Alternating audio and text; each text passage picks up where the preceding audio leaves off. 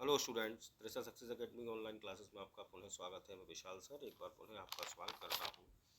जैसा कि आज आपको ज्ञात है कि 10th class UP board English का एग्ज़ाम हुआ, तो मैं आपके लिए जो सेट मेरे पास है इस समय वो है 817HN। तो उससे जो ऑप्शनल क्वेश्चन आए और साथ ही साथ ग्रामेटिकल, तो उनका आंसर मैं आपको बताने के लिए आया हूँ। तो अगर आपने अब तक मेरा चैनल सब्सक्राइब नहीं किया है तो प्लीज़ चैनल सब्सक्राइब करें और वीडियो को पूरा अंत तक देखें। तो पहला पार्ट ए जो है आपका, पार्ट ए में एक read the following passage carefully and choose the correct option to answer the question that follows. ये जो पैसेज लिया गया है, ये पैसेज पंडित जवाहरलाल नेहरू का एक चैप्टर है, उसमें से लिया गया है। द गंगा, उस चैप्टर का नाम भी द गंगा है, जो कि कुछ समय पहले तक 10th के सिलेबस में प्रेस्क्राइब था। तो लिखा है the Ganga specially is river of India beloved of her people round which are intertwined her racial memories, her hopes and fears, her songs of dream, her victories and her defeats. She has been a symbol of India's age-long culture and civilization, ever changing, ever flowing, and yet ever the same Ganga.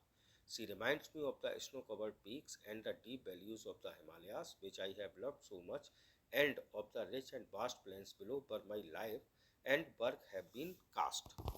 तो ये आपका passage है। अब इसमें question number 1 आपका जो है वो आता है। क्वेश्चन नंबर 1 आपसे पूछा गया, the Ganga is symbol of, Ganga किस चीज़ का प्रतीक है?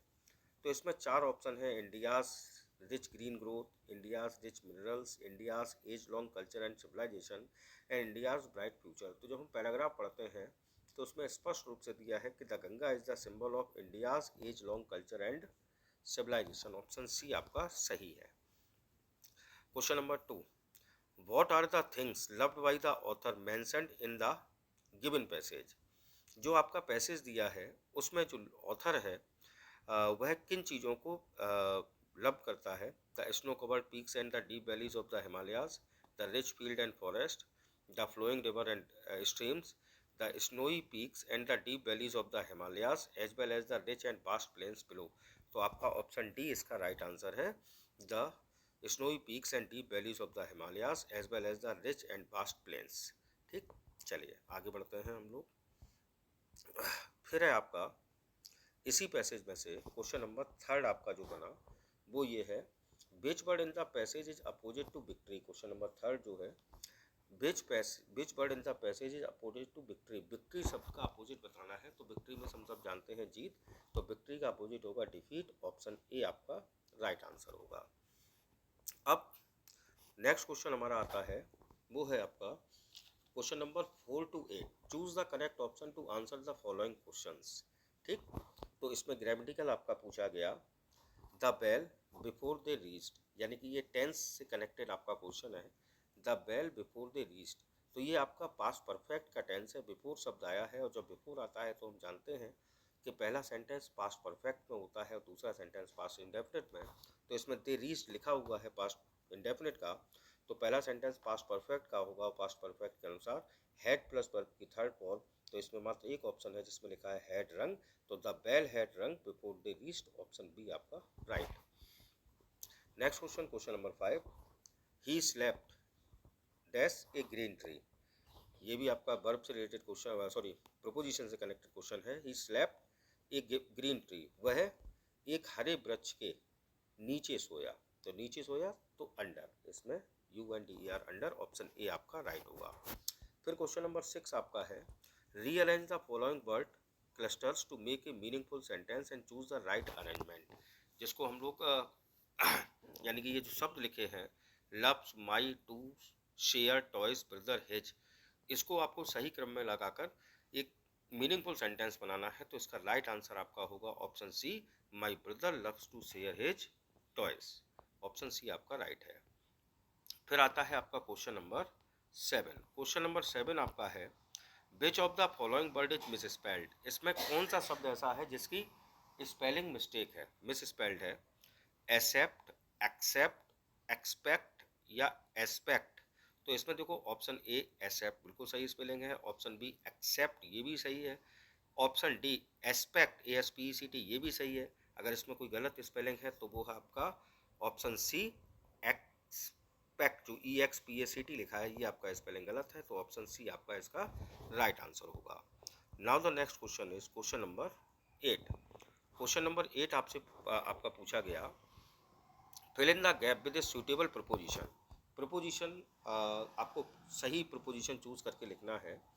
We are proud dash our culture, तो ऑप्शन है आपके इन, ऑफ, फ्रॉम, टू, तो we are proud of our culture, तो इसमें ऑप्शन बी आपका राइट आंसर होगा क्वेश्चन 8 का।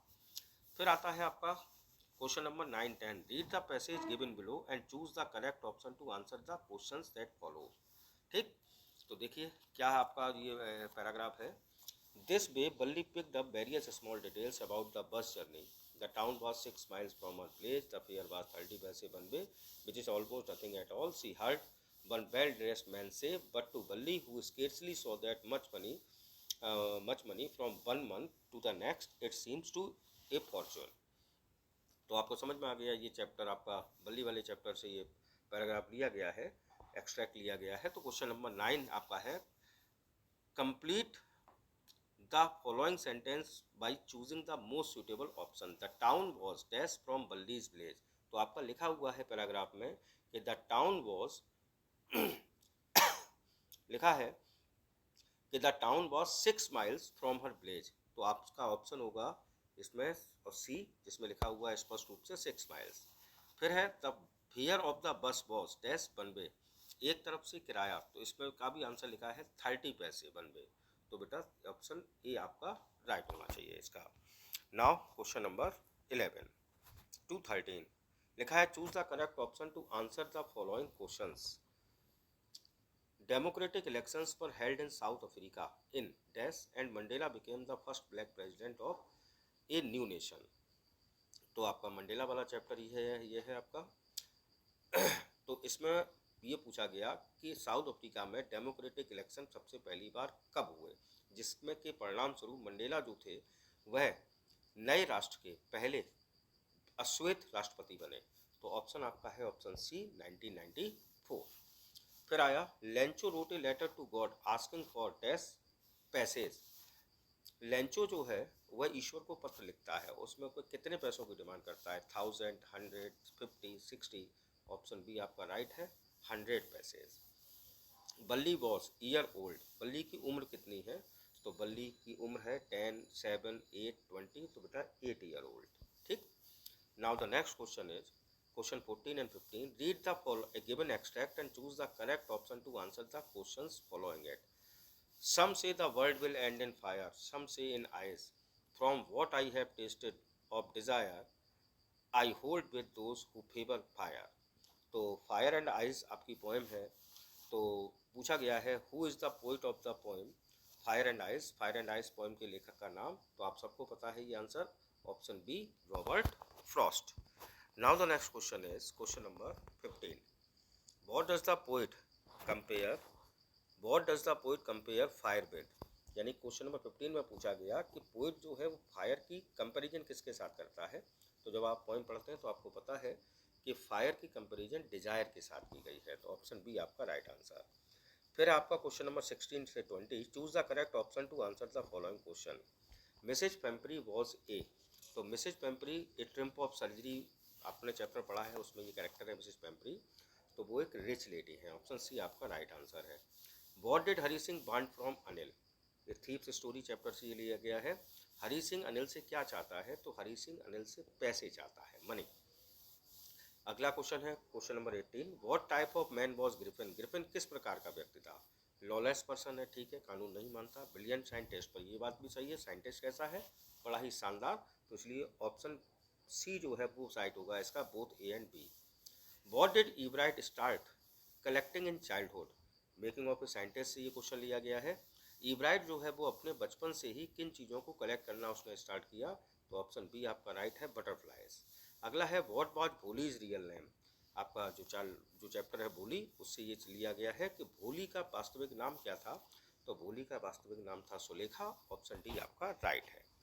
अब ये रीडिंग सेक्शन है, इसमें क्वेश्चन आप लोगों ने किए होंगे, फिर उसके बाद लेटर एप्लीकेशन है। फिर उसके बाद आपका आर्टिकल राइटिंग है, बहुत अच्छा पेपर आया है, ये बहुत सिंपल सा पेपर है, आप लोगों ने ज़रूर बहुत अच्छा किया होगा। अब देखिए ग्रामर सेक्शन में, grammar section question number 4 A, rewrite the following sentence by changing into indirect speech, यानी डायरेक्ट से इनडायरेक्ट बनाना है।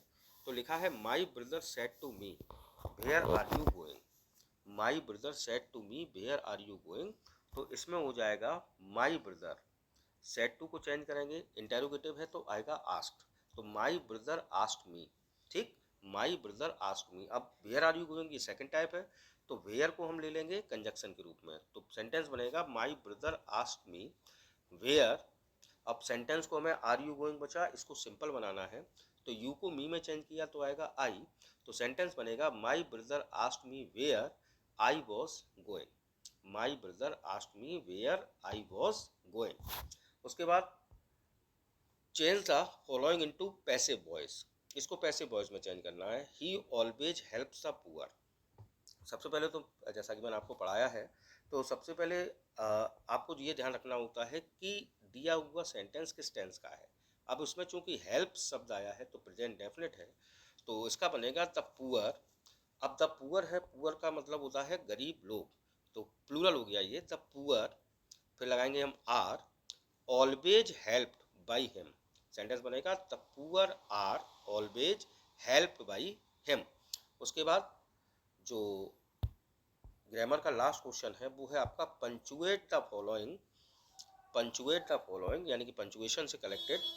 लिखा है how does this machine work asked the boy, तो सबसे पहले हम क्या करेंगे, इन्वर्टेड कॉमा लगाएंगे, क्योंकि ये ये आपका सेंटेंस जो है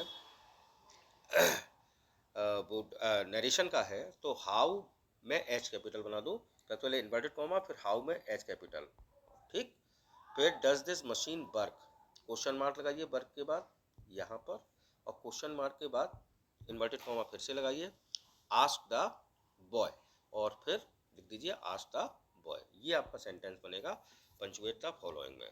आई होप आपको पूरा पेपर समझ में आ गया होगा। हाँ, एक चीज़ और रह गई है, स्टोरी राइटिंग, तो स्टोरी राइटिंग है प्रयागराज एक प्रसिद्ध नगर है, तो इसका बनेगा Prayagraj is a famous city, इसका एक महत्वपूर्ण स्थान है, it is a it has an important place, it has an important place, यहाँ गंगा और यमुना का संगम है, there is sangam of Ganga and Yamuna here, यहाँ उत्तर प्रदेश का उच्च न्यायालय है, the High Court of UP या the High Court of Uttar Pradesh is here, यह एक स्वच्छ और सुंदर नगर है, it is a clean and beautiful city. तो ये आपका पेपर था जो मैंने अभी आपको बताया, मुझे पूरी आशा है आप लोग बिल्कुल ऐसे ही पेपर करके आए होंगे, बहुत अच्छा आपका पेपर गया होगा, और अगर आपको ये मेरा वीडियो पसंद आया हो तो प्लीज़ कमेंट करके ज़रूर बताएं। थैंक यू फॉर वॉचिंग, जय हिंद, जय भारत।